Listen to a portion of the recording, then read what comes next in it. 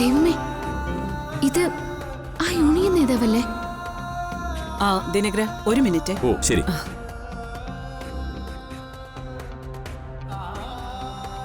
മല്ലികേ, എന്തോ ഒന്നിങ്ങ് വന്നേ. ആ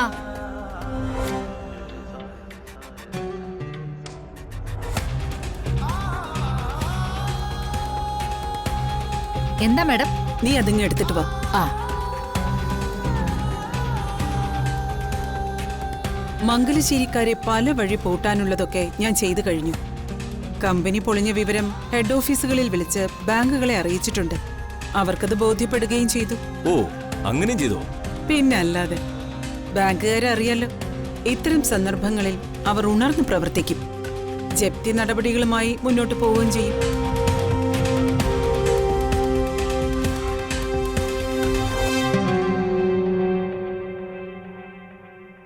ആ,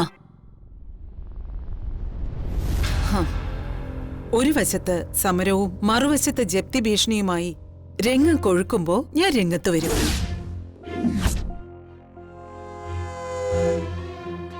ദിനകരൻ എനിക്ക് ചെയ്തു തന്ന സഹായം വളരെ വലുതാ. ബാങ്കുകാരെ ഇളക്കി വിടണമെങ്കിൽ തൊഴിലാളികൾ സമരത്തിനിറങ്ങണം. ദിനകരൻ അതെനിക്ക് ചെയ്തു തന്നു. എന്തിനും ഞാൻ കൂടെയുണ്ട്.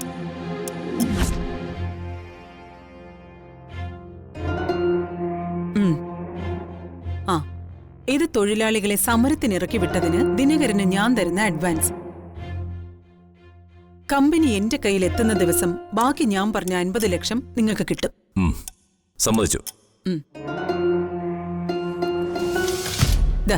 ഇത് വാങ്ങിക്കൂ.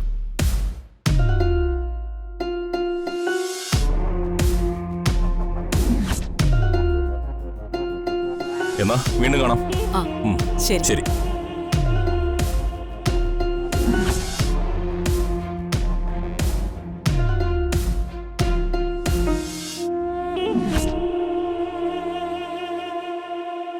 കണ്ടില്ലേ നീ, മംഗലശ്ശേരിക്കാരുടെ തകർച്ചയ്ക്കുള്ള ആദ്യ ഡോസ് നമ്മൾ കൊടുത്തു കഴിഞ്ഞു. ആ, ഇനി അവർക്ക് പിടിച്ചു നിൽക്കാൻ കഴിയില്ല. സഞ്ജുവിന് മംഗലശ്ശേരി വീട് വിട്ടിറങ്ങിയാൽ സ്വാതിയുടെ വീട്ടിലേക്ക് പോവാനാവില്ല. വലിയ അഭിമാനിയാ സഞ്ജു. ഇനി കാണാൻ പോകുന്നത് സഞ്ജു ബന്ധുക്കളുമായി ഒരു ചെറിയ വാടക വീട്ടിൽ അഭയം തേടുന്നത്. ആ പ്രശ്നത്തിൽ സഞ്ജുവും സ്വാതിയും തമ്മിൽ അകലും. പ്രഭയും കാഞ്ചനയും ഒരിക്കലും മകളെ അങ്ങനൊരു സ്ഥലത്തേക്ക് വിടില്ല.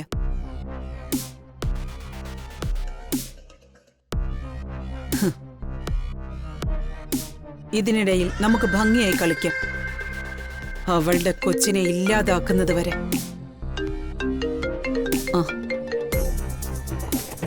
ഹലോ.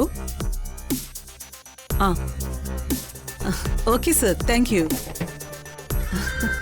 ആരാ മാഡം? മംഗലശ്ശേരിയിലേക്ക് ജപ്തി നോട്ടീസുമായി ബാങ്കുകാർ പുറപ്പെട്ടു കഴിഞ്ഞു.